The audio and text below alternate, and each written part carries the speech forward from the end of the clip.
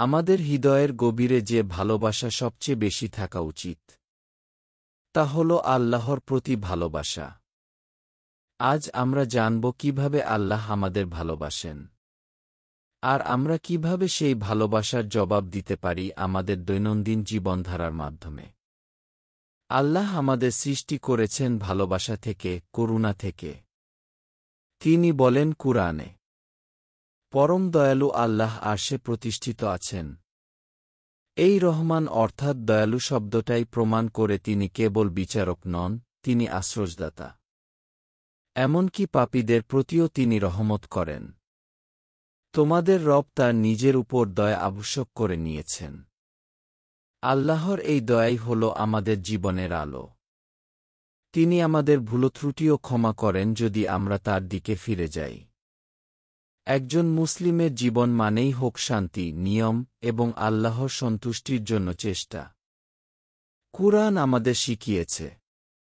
আল্লাহ বলেছেন, আমি জিন ও মানবজাতিকে কেবল আমার ইবাদতের জন্য সৃষ্টি করেছি। তাই প্রতিটি কাজ হোক ইবাদত, ঘুম, কাজ, পরিবার, বন্ধু, সব কিছুতেই আল্লাহকে মনে রাখা। যেমন রাসূলুল্লাহ সাল্লাল্লাহু আলাইহি ওয়াসাল্লাম বলেছেন, তোমাদের মধ্যে উত্তম সেই যে নিজের পরিবার পরিজনের জন্য উত্তম, আর আমি আমার পরিবার পরিজনের জন্য তোমাদের মধ্যে সবচেয়ে উত্তম।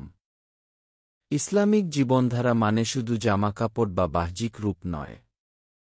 এটা মূলত একটি মনোভাব, একটি অভ্যাস এবং উত্তম চরিত্রের নাম। দিন শুরু হয় আলহামদুলিল্লাহ বলে। নামাজের ডাক এলে সব কাজ ছেড়ে দাঁড়াই সালাতে। খাওয়ার আগে বলি বিসমিল্লাহ। কাজের ফাঁকে ফাঁকে পড়ি ছোট ছোট দোয়া। আর রাতে ঘুমাতে যাওয়ার আগে বলি আস্তাগফিরুল্লাহ। আমরা কি আল্লাহকে ভালোবাসি? তাহলে প্রমাণ কি? বলো, যদি তোমরা আল্লাহকে ভালোবাসো, তাহলে আমার অনুসরণ করো, আল্লাহ তোমাদের ভালোবাসবেন। রাসূলুল্লাহ সাল্লাল্লাহু আলাইহি ওয়াসাল্লাম এর জীবন মানেই আল্লাহর প্রতি ভালোবাসার জীবন্ত উদাহরণ।